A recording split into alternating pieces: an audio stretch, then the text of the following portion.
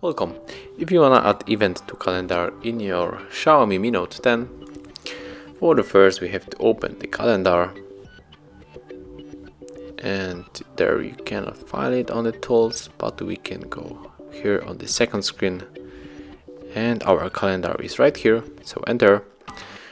And right now click on this marker here, and as you can see we have to type event name of the event name, so mine will be hard reset.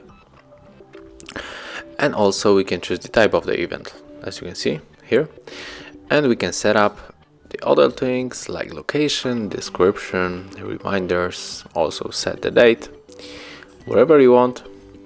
If you do everything, just click on this marker here to confirm your event, and this is how you create event in your XIAOMI Mi Note 10.